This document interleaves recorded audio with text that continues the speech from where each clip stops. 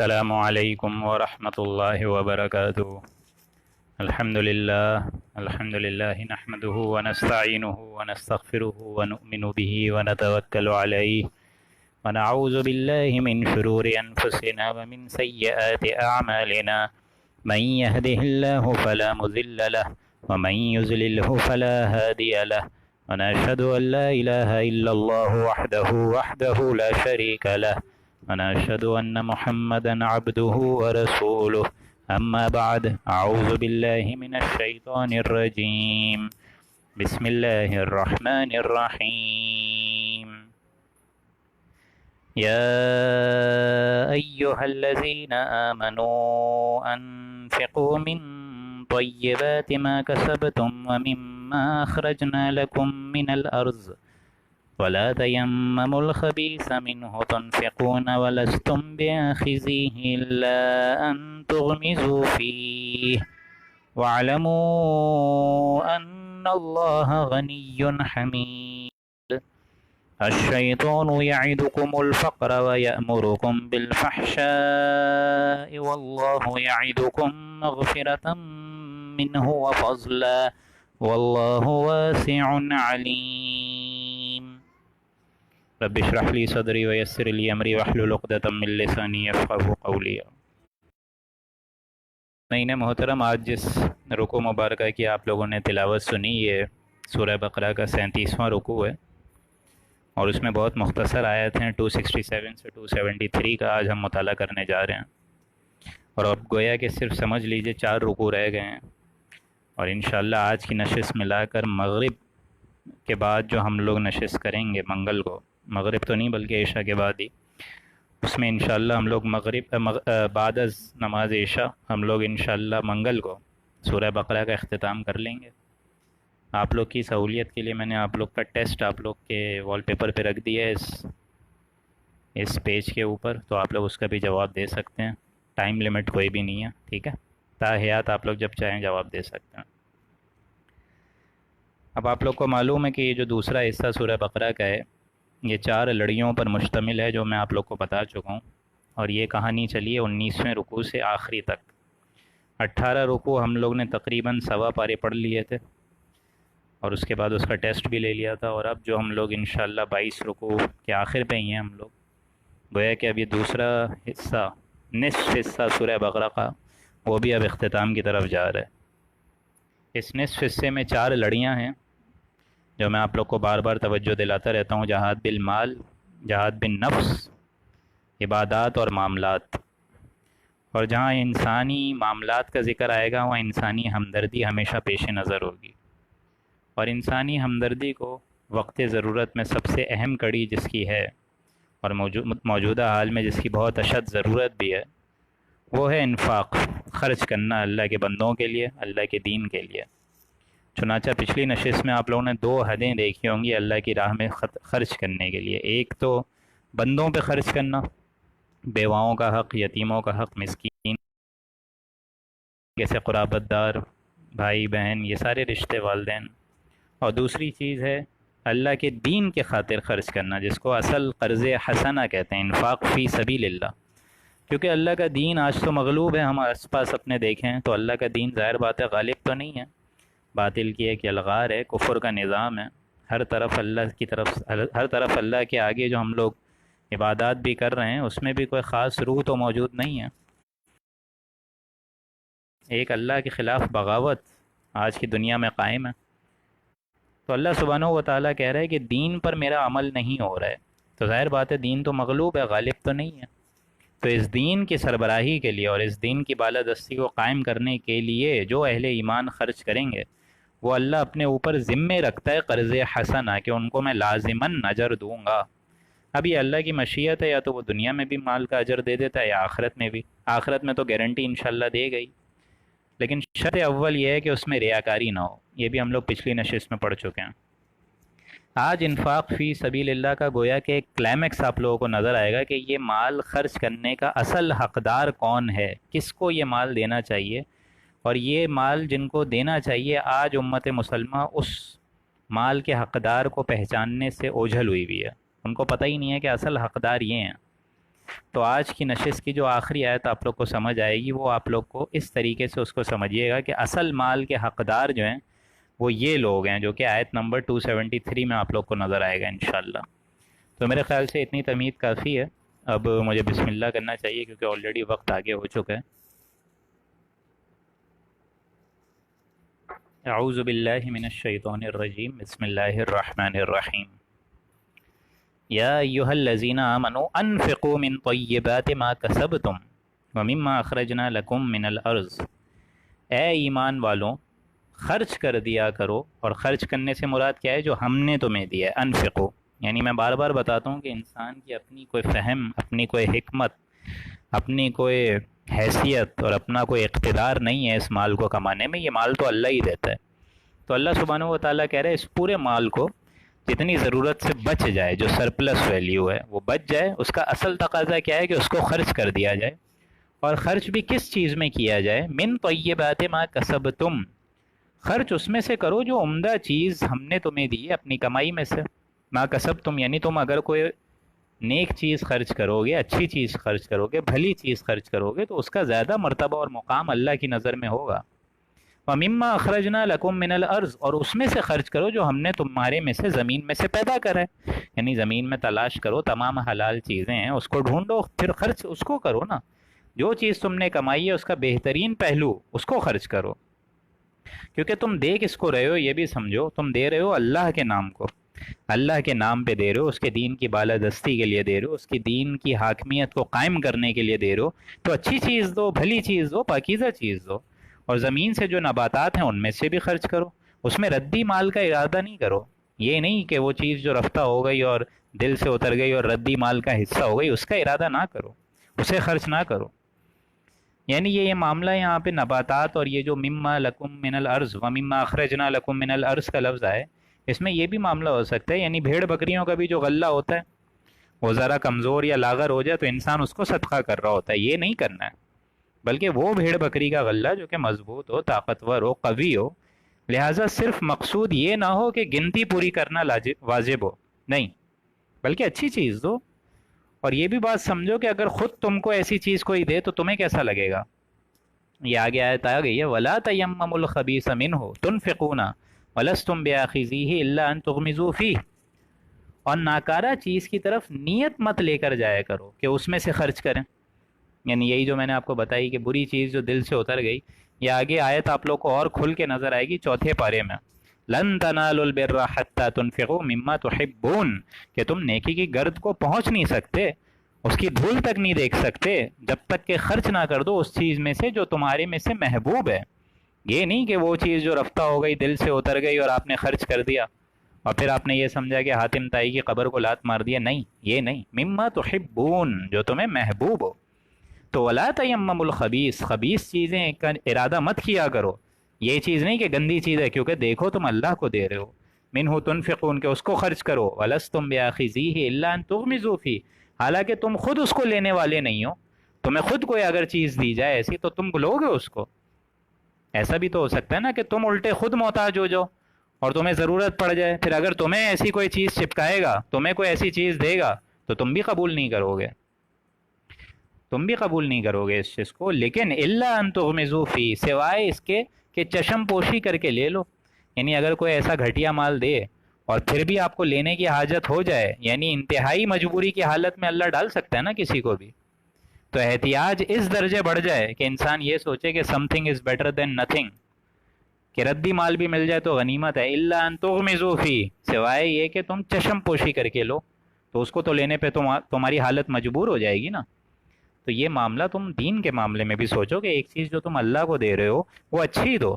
اللہ کی راہ میں خرچ کر رہے ہو تو اس کا نیک ارادہ کرو، نیک نیت کرو،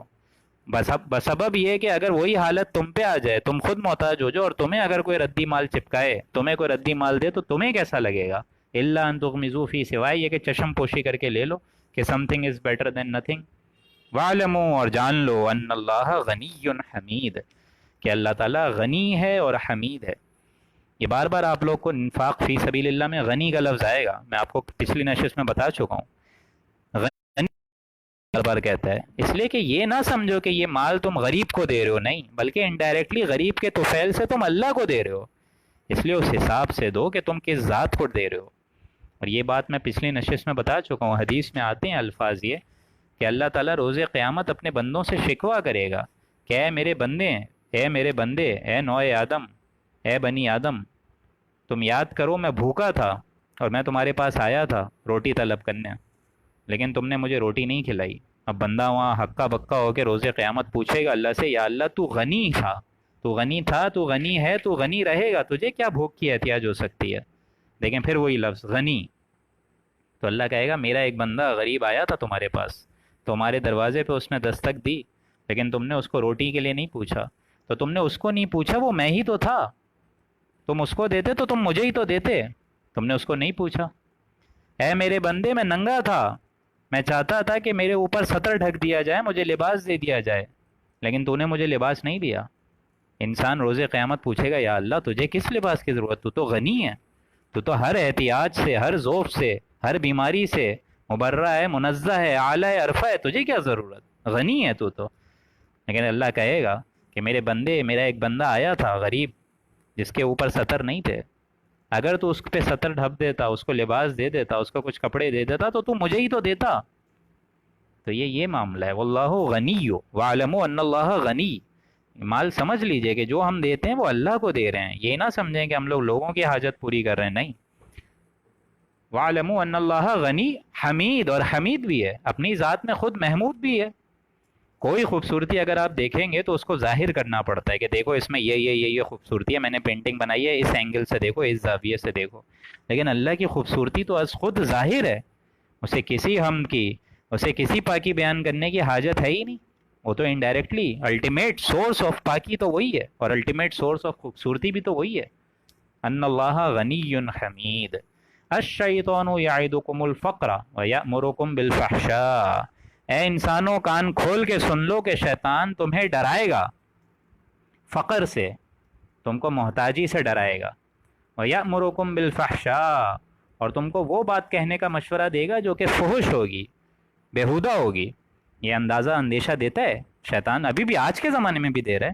کہ مت خرچ کرو، پتہ نہیں کل کون سا وقت آ جائے. تم دیکھتے نہیں ہو آگے تمہارے بچوں کی تعلیم ہے، تم دیکھتے نہیں ہو ان کا نان نفقہ ہے، شادی ہے، بیاہ ہے، یہ ساری چیزیں تمہیں نظر نہیں آتی ہیں؟ کیوں اللہ کے راستے میں تم کمر کس کے مال خرچ کرنے پہ تلے ہوئے ہو؟ یہ معاملہ تو گھر سے ہی شروع ہو جاتا ہے.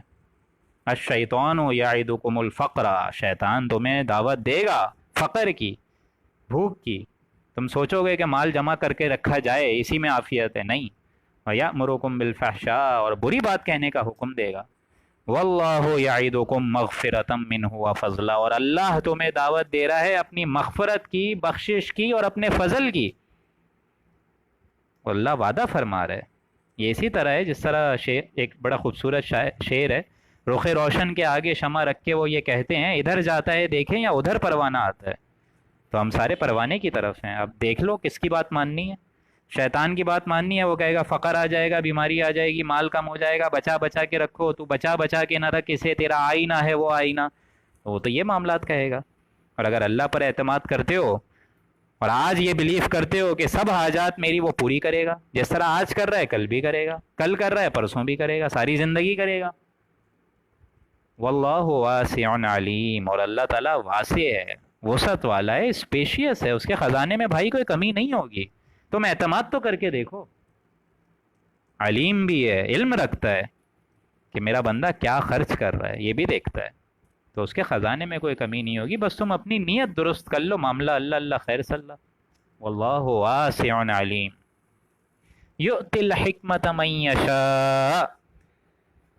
اور بے شک اللہ جسے چاہتا ہے حکمت دے دیتا ہے. اب یہ حکمت کیا ہے یہ سمجھیے. معاملات کا ایک ظاہر ہوتا ہے دوستوں، ظاہر سب کو نظر آتا ہے. جس طرح آپ نماز کے لیے کھڑے ہو جائیں وضو سب کو نظر آ رہا ہے، اسی طریقے سے شلوار یا پینٹ آپ نے ٹخنوں سے اوپر اٹھا کے نماز پڑھی ہے مرد حضرات کے لیے، عورتوں نے پورا حجاب کا معاملات اپنے اختیار کیے ہوئے ہیں، یہ سارے ظاہر معاملات ہیں. لیکن معاملات کا ایک باطن بھی ہوتا ہے. باطن حکمت پر مبنی ہوتا ہے کہ کسی شے کی اصل حقیقت کیا ہے، اصل حیثیت کیا ہے، اصل وقت کیا ہے، وہ آپ کو حکمت کہلاتی ہے.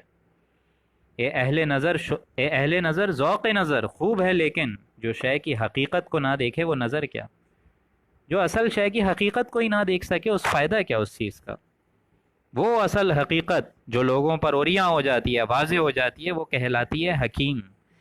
اور انسان جب رفتہ رفتہ اس عبادات کے ذریعے سے، معاملات کے ذریعے سے ایک شعور حاصل کرتا ہے، عقل و فہم حاصل کرتا ہے، اور ارادے کی اس پختگی تک پہنچ جاتا ہے جب اس کے سامنے تمام حقائق کی صلاحیت پہچاننے کی عادت کھل کے سامنے آ جاتی ہے، اس کو کہتے ہیں حکمت، حکمت۔ یؤتی الحکمت من یشاء، اللہ جسے چاہتا ہے اپنے دین کی اصل سمجھ آرام سے دے دیتا ہے۔ اور یہ بات بہت معقول ہے کیونکہ حضور کی حدیث بھی ہے ایک بڑی خوبصورت، اور یہ حدیث جو ہے یہ حضور نے بڑی خوبصورت انداز میں پیش کری ہے کہ اللہ تعالیٰ کے جو بندے ہوتے ہیں، نیک بندے، ان پہ اللہ تعالیٰ حکمت کھول دیتا ہے، آرام سے کھول دیتا ہے۔ اور حکمت کا تقاضا یہ ہوتا ہے کہ ان کو دین کی اصل وجہ سمجھ آ جاتی ہے کہ دین کے کیا کیا ظاہری پہلو ہیں اور کیا کیا باطنی پہلو ہیں۔ چنانچہ حدیث وہ بڑی خوبصورت ہے کہ دو شخصوں پر اللہ تعالیٰ رشک کرنے کی اجازت دیتا ہے، مطلب جائز ہے۔ ایک وہ جس کو اللہ نے مال دیا ہو اور وہ اس کی راہ میں خرچ کرتا ہو، اور دوسرا کون سا شخص؟ دوسرا وہ شخص جسے اللہ نے حکمت دی ہو، حکمت، یؤتی الحکمت من یشاء، اور وہ حکمت کے ذریعے سے فیصلہ کرتا ہو اور لوگوں کو اس کی تعلیم دیتا ہو۔ تو یہ حکمت ہے دوستوں، اللہ تعالیٰ مجھے اور آپ کو وہ حکمت نصیب فرما دے جس کی اس آیت میں ذکر ہو رہا ہے۔ یؤتی الحکمت من یشاء ومن یؤت الحکمت فقد اوتی خیرا کثیرا،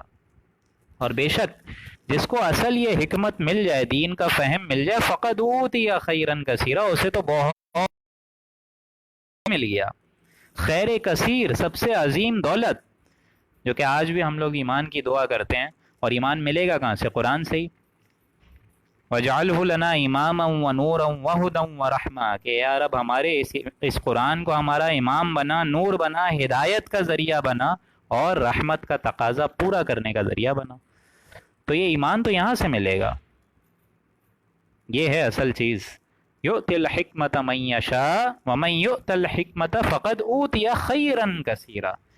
لیکن وما یذکر الا اولو الالباب، اور بے شک نصیحت وہی اخذ کرتے ہیں جو کہ اولو الالباب ہیں، جو کہ ہوش مند ہیں، عقل مند ہیں۔ یہ باتیں ان کو فائدہ پہنچاتی ہیں جو ہوش مند ہیں، عقل مند ہیں، ان کو فائدہ نہیں پہنچاتی جو دنیا پہ ہی ریچھ۔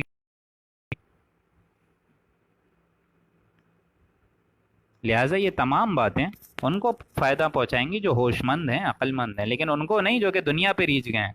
کہ یہیں کا بینک بیلنس کافی ہے، یہیں کے کریڈٹس کافی ہیں، یہیں کے اسٹاکس اپنے کافی ہیں، اپنے ایسٹس یہیں کے کافی ہیں۔ نہیں، اگر اسی پر سارا اعتماد ہے تو وہ اولو الالباب ہیں ہی نہیں، بالکل نہیں ہے، سوری ٹو سے۔ وما یذکر الا اولو الالباب، نہیں فائدہ پہنچاتی ان کو یہ نصیحت سوائے ان کو جو کہ اولو الالباب ہیں، ہوش مند ہیں، جو کہ جانتے ہیں کہ مجھے اس دنیا میں مسلسل نہیں رہنا، جانا ہے، دنیا مسافر خانہ ہے، پرسوں نہیں کل چلے جائیں گے، کل نہیں آج نہیں ابھی چلے جائیں گے، تو جانا تو ہے۔ وما انفقتم من نفقۃ او نذرتم من نذر فإن اللہ یعلمہ، تو جو لوگ تم میں سے کسی قسم کا ارادہ کریں، کسی قسم کا خرچ کریں، کسی قسم کا بھی خرچ کریں، مطلب چاہے چھوٹا دے رہے ہو مال، چاہے زیادہ دے رہے ہو، کچھ تو نکل رہا ہے نا تمہارے مال سے۔ وما انفقتم من نفقۃ او نذرتم، یا کسی چیز کی نظر مانیں، منت مانگیں، فإن اللہ یعلمہ، تو اللہ تعالیٰ تو اطلاع کے معاملے میں بالخصوص عام ہے نا، یعنی اس کو معلوم ہے کہ میرے بندے نے کیا نظر مانی ہے، کیا منت مانگی ہے، کیا اس کی نیت ہے، کتنا خلوص دل ہے، اور کتنا خلوص دین کے ساتھ وہ دے رہا ہے، اسی طریقے سے کیا خرچ کر رہا ہے۔ وما انفقتم، یہ تمام معاملات اللہ کے علم میں تو ہے نا، تو جو نفقہ خیرات دیتے ہو یا منت مانگتے ہو وہ اللہ جانتا ہے، صدقات اگر کھل کر دو تب بھی اللہ تو دیکھ رہا ہے، اور صدقات چھپے چھپے دو تو وہ بھی اللہ دیکھ رہا ہے، تو اللہ نیت تو تمہاری دیکھ رہا ہے نا۔ وَمَا لِلظَّالِمِينَ مِنْ أَنصَارٍ، اور ظالموں کا کوئی ٹھکانہ نہیں ہوگا اور کوئی مددگار نہیں ہوگا ان کا، جنہوں نے اپنی نفس پہ ظلم کرا ریاکاری کر کے، ان کا کوئی نہ روز آخرت میں اقربی نجات ان کو ملے گی، نہ اس دنیا میں ان کا کوئی معاملہ خیر پر مبنی ہوگا۔ وَمَا لِلظَّالِمِينَ مِنْ أَنصَارٍ، یہ جو نظر کا لفظ یہاں آیا ہے یہ سمجھ لیجئے کہ نظر منت کو کہتے ہیں۔ منت سے مراد یہ بھی کہہ سکتے ہیں آپ کہ اگر کوئی شخص کا کسی کا کام بھلے طریقے سے ہو جائے، فرض کریں وہ نظر مانگے کہ میں 3 دن 4 دن مسلسل انشاءاللہ قرآن پڑھوں گا، یا اللہ اگر تو نے میرا یہ قرض ادا کر دیا، تو یہ اس معاملے میں نظر ہے کہ بھلائی کی نیت سے نظر مانگی جائے۔ یہ نہیں کہ کسی قبرستان میں جا کے کسی بزرگ کا قرب حاصل کرنے کے لیے وہاں نظر مانگی جا رہی ہے، منت مانگی جا رہی ہے۔ اسلام کی روح سے ایک دم ماورا چیز ہے یہ، کیونکہ اللہ سبحانہ و تعالیٰ نے بولے جو مانگنا ہے مجھ سے مانگو میں دوں گا، بات ختم۔ تم اگر دوسروں سے مانگو گے میں دوسروں کے معاملات تمہارے حوالے کر دوں گا، پھر ان سے مانگتے رہو، پھر ہماری کیا ضرورت ہے؟ او نظر تم من نظر فإن اللہ یعلم، اللہ تو جانتا ہے، وما للظالمین من انصار، اور بے شک ظالموں کا کوئی مددگار نہیں ہوگا۔ ان تبدوا الصدقات فنعما ہی، اگر تم ظاہر کر کے دو اپنے صدقوں کو، اپنی خیرات کو، تو یہ بھی بہت اچھی بات ہے۔ فنعما ہی مطلب ٹھیک ٹھاک بات ہے، اگر تم یہ معاملات ظاہر کرو، کھلی طور پہ کرو، اعلانیہ کرو، ٹینٹ لگا کے باقاعدہ صدقے دے رہے ہو، ٹھیک ہے، یہ بھی ٹھیک ہے، فنعما ہی قابل قبول ہے۔ وَإِن تُخْفُوهَا وَتُؤْتُوهَا الْفُقَرَاءَ فَهُوَ خَيْرٌ لَكُمْ، اور اگر تم یہ تمام معاملات اپنے خفیہ طریقے سے خرچ کرو، وَتُؤْتُوهَا الْفُقَرَاءَ، اور فقیروں کو بھی دو خفیہ طریقے سے، فَهُوَ خَيْرٌ لَكُمْ، یہ تمہارے معاملے میں زیادہ خیر پر مبنی ہے، زیادہ بہترین چیز یہ ہے۔ مطلب زکوٰۃ تو عام طور پہ آپ لوگ کو معلوم ہے اعلانیہ ہی دی جاتی ہے، زکوٰۃ تو ہے، ایک الگ چیز ہے وہ، باقی صدقات خیرات کی بات ہو رہی ہے، لیکن زکوٰۃ کا معاملہ تو اعلانیہ ہی دیا جائے گا نا، کم از کم فقراء کو اس کا حق تو مل رہا ہے نا، ضرورت تو پوری ہو رہی ہے نا، بھلے ظاہریہ ہو بھلے اعلانیہ ہو، کوئی مسئلہ نہیں ہے، لیکن چھپا کر دو، صدقات نافلہ، یہ صدقات نافلہ کی بات ہو رہی ہے، کیونکہ دیکھ لیجئے اسلام کا کانسیپٹ جو ہے وہ اس طریقے سے سمجھ لیجئے کہ فرض عبادات جو ہیں وہ اعلانیہ کی جائیں گی۔ نماز ہے آپ مسجد میں جا کے پڑھیں، اسی طریقے سے حج ہے پوری دنیا کے سامنے کریں، قربانی ہے پوری دنیا کے سامنے کریں، کوئی مسئلہ نہیں۔ اور یہی وجہ ہے کہ یہی وسوسہ شیطان ڈلواتا ہے انسانوں کے دلوں میں، پھونک مارتا ہے باقاعدہ کہ کیوں 5 وقت نماز پڑھنے مسجد جا رہے ہو، تم دکھاوا کیوں کر رہے ہو لوگوں پہ، کیا اپنا تقوی کا روب ڈالنا چاہتے ہو، گھر میں بیٹھ کے پڑھو، وہ سارا اجر و ثواب جو ہے وہ نلے کیوں رکھ رہے ہو، تقوی کا اظہار کرنا چاہتے ہو، وغیرہ وغیرہ۔ لیکن اسلام کہتا ہے جو چیز واجب ہے اس کو کھل کر کرو، لیکن جو صدقات نافلہ ہے اس کو چھپ کر کرو، اس کا اظہار نہ کرو۔ یہی وجہ ہے کہ نفلی عبادات گھر میں پڑھنے کی حضور نے کہا ہے، تلقین فرمائی ہے، کیونکہ وہ بھی اگر آپ ظاہر کریں گے اس سے نہ جانے کتنے فتنے پیدا ہو جائیں گے، کیسی کیسی الگ الگ پگڈنڈیوں پہ انسان نکل جائے گا۔ وَإِن تُخْفُوهَا وَتُؤْتُوهَا الْفُقَرَاءَ فَهُوَ خَيْرٌ لَكُمْ، یہ معاملہ تمہارے لیے زیادہ بہتر ہے۔ اس سے پہلے آپ نے دیکھا کیا فرمایا اللہ نے، ابھی فرمایا خیر لکم،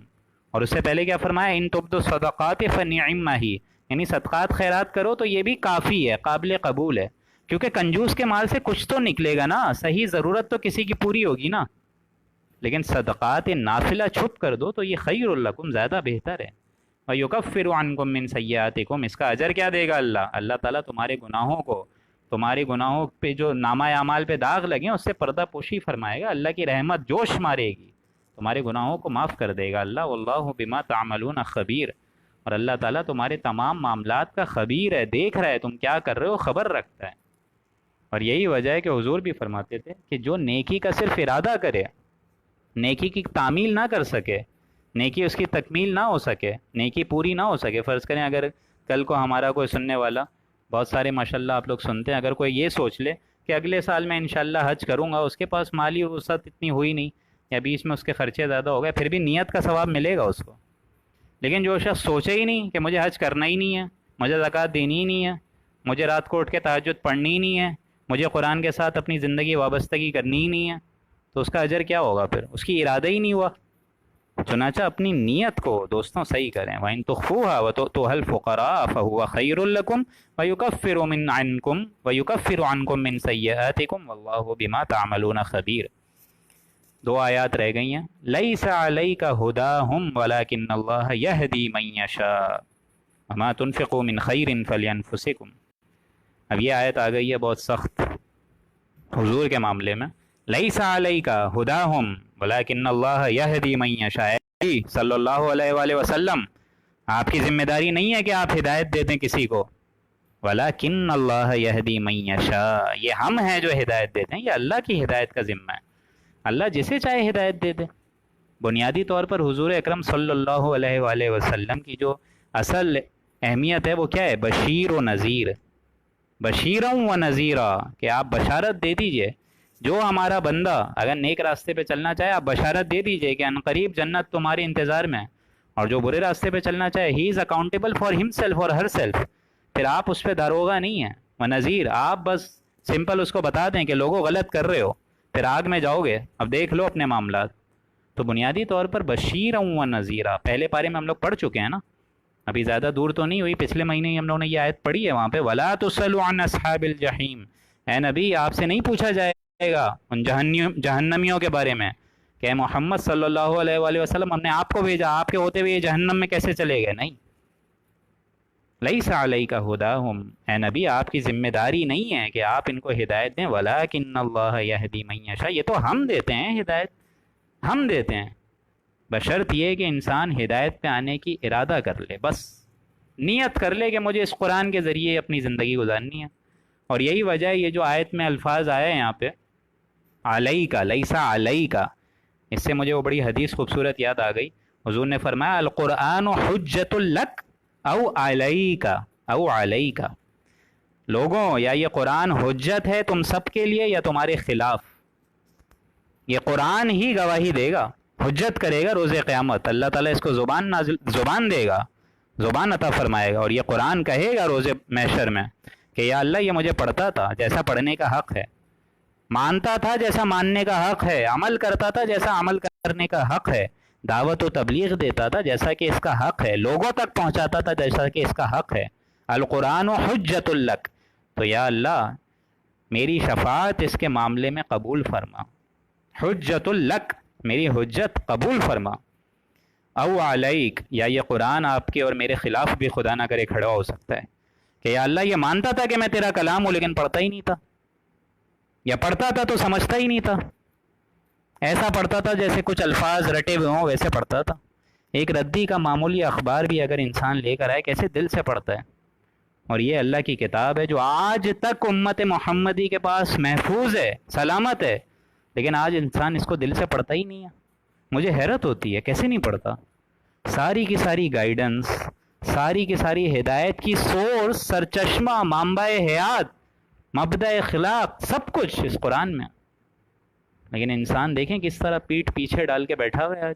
پھر بعد میں روتا ہے کورونا آ گیا، ہمارے مالی اخراجات بڑھ گئے ہیں، ہمارے ہاں گھریلو مسائل ہیں، پھر روتا ہے انسان۔ وَلَكِنَّ اللَّهَ يَهْدِي مَن يَشَاءُ وَاللَّهُ وَمَا تُنْفِقُوا مِنْ خَيْرٍ فَلِأَنفُسِكُمْ، اور تم جو مال خرچ کرو گے اس کا ثواب اللہ تعالیٰ کے پاس محفوظ ہے، وہ خیر ہے تمہارے لیے، فَلِأَنفُسِكُمْ، معاملے میں تم کو بڑھائے گا، اس کا اجر و ثواب زیادہ دے گا، 100 گنا دے گا، 700 گنا دے گا، 1000 گنا دے گا، تھوڑی بہت تو کمی پوری ہوگی نا کسی غریب کی تمہارے اس مال سے۔ اب یہ معاملہ ہے، ہمیں دیکھنا چاہیے کہ ہم کس طرح معاملات اپنے دینی معاملات میں اپنے بھائیوں کو کس طرح دیکھتے ہیں۔ وَمَا تُنْفِقُوا مِنْ خَيْرٍ فَلِأَنفُسِكُمْ وَمَا تُنْفِقُونَ إِلَّا ابْتِغَاءَ وَجْهِ اللَّهِ، اور تم نہیں خرچ کرو گے مگر یہ کہ اللہ کی رضا جوئی کے لیے، اللہ کی رضا جوئی کے لیے خرچ کرو گے، ریاکاری کے لیے خرچ نہیں کرو گے۔ وَمَا تُنْفِقُوا مِنْ خَيْرٍ فَلِأَنفُسِكُمْ إِلَّا ابْتِغَاءَ وَجْهِ اللَّهِ وَمَا تُنْفِقُوا مِنْ خَيْرٍ يُوَفَّ إِلَيْكُمْ وَأَنْتُمْ لَا تُظْلَمُونَ، اور جو مال تم خرچ کرو گے چاہے چھوٹا کم، جو مال خرچ کرو گے یوفا الیکم، وہ سارا کا سارا معاملات تمہارا مال تمہیں واپس دیا جائے گا اجر و ثواب کی صورت میں، یوفا الیکم، پورا پورا دیا جائے گا۔ تم گھبرا کیوں رہے ہو کہ میں 1 روپے خرچ کر رہا ہوں، 2 روپے خرچ کر رہا ہوں، وہ 2 روپے کیا پتہ 200 روپے بن کے تمہیں اجر و ثواب دیا جائے، 2000 روپے بن کے اجر و ثواب دیا جائے، بس شرط لازم یہ ہے کہ تقوی ہو نا، اس میں ریاکاری کا عنصر نہ ہو۔ الا ابتغاء وجه الله وما تنفقوا من خیر یوفى الیکم وانتم لا تظلمون، اور تمہارے اوپر کوئی ظلم نہیں کیا جائے گا، کوئی ظلم نہیں کیا جائے گا، کیونکہ تم سارے کے سارے میرے آگے ہی ہو گئے، میرے خزانوں میں بھی کوئی کمی نہیں آئے گی۔ تم مال خرچ تو کرو لیکن اللہ کی رضا جوئی کے لیے کرو۔ اگر ریاکاری معاملہ ہے، پیش نظر ریاکاری کا معاملہ ہے، تو اجر کیسا، وہ تو شرک بن جائے گا، اور وہ جو تم خرچ کرو گے وہ تو انڈائریکٹلی زیرو ہو جائے گا پھر۔ تو میری رضا جوئی کے لیے خرچ کرو، اس نیت سے خرچ کرو کہ تمہیں سارا کا سارا میں واپس دوں گا، وانتم لا تظلمون، اور میں ظلم نہیں کروں گا بھائی، میں ظلم نہیں کروں گا۔ اب آخری آیت آ گئی اور بہت اہم ہے یہ آیت، اور یہ آیت آپ لوگ کو سمجھنے کے لیے اندازہ ہوگا جو میں نے اسٹارٹ میں بولا تھا، اور ہمارے پاس صرف 5 منٹ ہی رہ گئے، کہ اس مال کا اصل حق عام طور پہ آپ لوگ بیواؤں کو دے دیتے ہیں، یتیموں کو دے دیتے ہیں، مساکین کو دے دیتے ہیں، قرابت داروں کو دے دیتے ہیں، ٹھیک ہے وہ بھی بہت جائز بات ہے، لیکن اصل حقدار انفاق فی سبیل اللہ کی بیسک کی کیا ہے کہ اللہ کی راہ میں خرچ تو کرنا ہے، لیکن اس کے سب سے بڑے حقدار کون ہیں؟ للفقراء الذین احصروا فی سبیل اللہ، وہ فقیر، وہ ہیں اصل حقدار، الذین احصروا فی سبیل اللہ، جو کہ اللہ کی راہ میں مقید ہو کے رہ گئے، ایک دم گھل کے رہ گئے، اللہ کے دین کو پھیلانے کے لیے اپنی انہوں نے کوئی مالی وقت کری نہیں، کوئی معاش کا انتظام کیا ہی نہیں، اللہ کے دین میں ہی تن من دھن کی بازی لگا کے ساری زندگی لگا دی کہ دین کے تمام تقاضوں کو پورا کرنا ہے۔ اب اگر وہ معاش کی جدوجہد کرتے، جس طرح اصحاب صفہ کی ٹیمپل آتی ہے کہ پوری کی پوری زندگی انہوں نے دین کے لیے لگا دی، انہوں نے کوئی دنیاوی دولت جمع نہیں کری، یہ لوگ بیچارے اصل میں ہو جاتے ہیں انڈائریکٹلی فقیر، ان کے چہرے پہ وہ اثرات آنا شروع ہو جاتے ہیں، کیونکہ اگر وہ معاش کی جدوجہد کرتے تو دینی تعلیم کیسے حاصل کرتے؟ یا اسی طرح دین کی خدمت کا جذبہ ہے، اس کے لیے آپ کو کچھ نہ کچھ کارکن تو چاہیے نا، تو ان کارکنوں کی بھی تو کوئی معاش ہے نا، ان کا بھی تو پیٹ لگا ہوا ہے نا۔ اب اگر وہ کارکن دفتر میں کام کر رہے ہوں جہاں سینئرز کی ایک ڈانٹ ہے، آنے جانے کی خواری ہے، چھوٹی چھوٹی باتوں پر مسائل ہیں، اب وہ کیسے دین کے لیے وقت نکالیں گے؟ لہٰذا کچھ لوگ ایسے ہوتے ہیں جو ہمہ وقت خالصتاً دین کے لیے اپنی پوری زندگی لگا دیتے ہیں، دنیا ان کو فقیر سمجھتی ہے، فینیٹک سمجھتی ہے، بے وقوف سمجھتی ہے، وہ سمجھتی ہے کہ ان کو اپنے اہل و عیال کی فکر ہی نہیں ہے، حالانکہ پیٹ تو ان کا بھی لگا ہوا ہے نا بھائی، اولاد ان کی نہیں ہوگی کیا؟ للفقراء الذین احصروا فی سبیل اللہ، جو کہ ایک دم اللہ کی دین میں ایک دم گھل کے رہ گئے، احصروا گھل کے رہ گئے، لا یستطیعون ضربا فی الارض، اسی وجہ سے وہ لوگ کہیں گے ملک میں چلنے پھرنے کا عدم امکان ہوتا ہی نہیں ہے، وہ امکان ہی نہیں رکھ سکتے، لیکن ظاہر بات ہے انسان جب دین کے لیے کمر کسے گا، دین کی سارے کے سارے تقاضوں کو پورا کرے گا، تو لا یستطیعون ضربا فی الارض، وہ زمین میں چل پھر نہیں سکتے۔ زمین میں چل پھرنے کا مطلب کیا ہے؟ معاش کی جدوجہد نہیں کر سکتے، پیٹ تو ان کا لگا ہوا ہے لیکن وہ اس کی بھی فکر نہیں کرتے، وہ سارا کا سارا وقت، ساری کی ساری صلاحیت، ساری کی ساری ذہانت، ساری کی ساری فطانت اللہ کے دین کو غالب کرنے میں لگ جاتے ہیں۔ یحسبهم الجاہل اغنیاء من التعفف، جب جاہل ان کو دیکھتا ہے تو وہ یہ سمجھتی ہے اغنیاء ہے، غنی ہے، جب جاہل لوگ ان کو دیکھتے ہیں سمجھتے ہیں غنی ہے، من التعفف، سوال سے بچنے کے لیے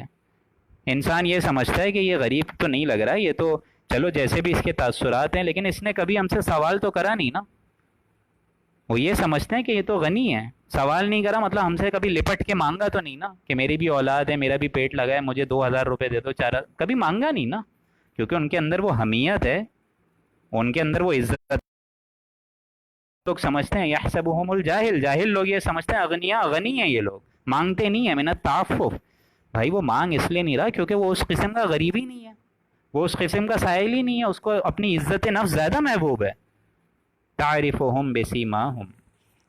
لیکن لوگوں تم ان کو ان کے چہروں سے پہچان لو گے، ایسے خوددار لوگ آپ سے لپٹ کے کبھی نہیں مانگیں گے۔ عام آدمی سمجھتا ہے کہ ضرورت تھی ہی نہیں، مانگا ہی نہیں، اس نے مانگا اس لیے نہیں کیونکہ وہ اس طریقے کا فقیر نہیں ہے، لیکن ناواقف لوگ سمجھیں گے کہ وہ غنی ہے، لیکن تم پہچان لوگے، تعرفهم بسیماہم، تم پہچان لوگے ان کو چہروں سے، کیونکہ فقر کے، غریبی کے اثرات چہرے پہ تو آ ہی جاتے ہیں نا، اگر نیوٹریشن نہ مل رہی ہو کسی کو تو چہرے پہ اثر تو آئے گا نا۔ تعرفهم بسیماہم لا یسألون الناس الحافا، وہ لپٹ کر مانگتے نہیں ہیں لوگوں سے کہ ان کے سر پر کھڑے ہو جائیں اور پیسے نکلوا کے ہی چھوڑیں جیسے کہ عام طور پہ آج کے غریب ہیں، نہیں، وہ اس طرح کے سائل نہیں ہیں، ان کی اپنی عزت نفس ہے، وہ بہت عزیز ہے ان کو، لہٰذا ایسے لوگوں کو ڈھونڈنا چاہیے، ان کی کیا ضروریات ہیں، ان کے گھر کے کیا حالات ہیں، کیا مالی معاملات ہیں، کیونکہ انفاق فی سبیل اللہ کے 2 رکوع ہیں بھائی، اس کا کلائمیکس ہے یہ آیت، ایسے لوگوں کو ڈھونڈیں، ایسے لوگوں کو تلاش کریں، اور یہی وجہ ہے کہ حضور فرماتے تھے کہ جن لوگوں کو قیامت کے دن عرش الہی کا سایہ نصیب ہوگا ان میں سے ایک وہ شخص بھی ہوگا جس نے اتنے خفیہ طریقے سے صدقہ دیا ہو کہ اس کے بائیں ہاتھ کو بھی یہ پتہ نہ چلے کہ دائیں ہاتھ نے کیا خرچ کرا ہے. یہ معاملہ ہے. تو ایسے لوگوں کو ڈھونڈا جائے نا کن پہ یہ مال خرچ کیا جائے, کن کو یہ زیادہ ضرورت ہے. للفقراء الذین احصروا فی سبیل اللہ. اور حضور یہ بھی فرماتے تھے کہ اللہ سے دعا کیا کرو کہ اللہ تعالیٰ تمہیں دینے والا ہاتھ دیا کرے, لینے والا نہیں ہاتھ دیا کرے. بجائے یہ کہ تم در در جا جا کے مانگ رہے ہو, اور لا یسلون الناس الحافا, لوگوں سے لپٹ لپٹ کے مانگ رہے ہو. حالانکہ ایسے لوگوں کا معاملہ کیا ہے جن کو اپنی عزت نفس زیادہ محبوب ہے کہ وہ لوگوں سے لپٹتے نہیں ہیں. اور یہی بات فرماتے تھے حضور بھی کہ مسکین وہ نہیں ہے جو ایک دو یا کھجور یا ایک دو لقمے کے لیے در در جا کے سوال کرتا ہو. یہ مسکین نہیں ہے. مسکین اصل وہ ہے جو سوال سے بچتا ہو. پھر نبی علیہ السلام نے یہ آیت فرمائی لا یسلون الناس الحافا, اس کا حوالہ دیا. حدیث میں آتا ہے کہ جس کے پاس ما یغنی یعنی اتنا سامان ہو جو اس کو کفایت کر سکتا ہو, اس کی پوری دن کی ضروریات پوری ہو سکتی ہو, لیکن اس کے باوجود لوگوں سے سوال کرے, مانگے, تو قیامت والے دن اس کے چہرے پر زخم ہوں گے. ہمیشہ لوگوں سے سوال کرنے والے کے چہرے پر قیامت کے دن گوشت تک نہیں ہوگا, زخم ہوں گے. یہ حدیثوں سے ثابت ہے. اللہ تعالیٰ مجھے اور آپ کو اس سوال کرنے سے محفوظ فرمائے. اسپیشلی آج کل تو کچھ لوگوں کی عادت ہو گئی ہے سوال کرنا, پیسے مانگنا. لا یسلون الناس الحافا, تم دیکھو گے کہ وہ لوگوں سے لپٹ کر سوال نہیں کرتے. وما تنفقوا من خیر, اور جو مال تم خرچ کرو گے وہ بہتر پاؤ گے. جو مال خرچ کرو گے بے شک اللہ تعالیٰ کو معلوم ہے, من خیر, تمہارے لیے بھی بہتری ہے اس میں. فإن اللہ بہ علیم, اور بے شک جان لو اچھے طریقے سے کہ اللہ تعالیٰ بہت واقف ہے, علیم ہے, جانتا ہے تم سب کو. تم سب جمع ہوگے اس کے آگے, وہ جانتا ہے کتنا میرا بندہ کتنے خلوص دل سے خرچ کر رہا ہے.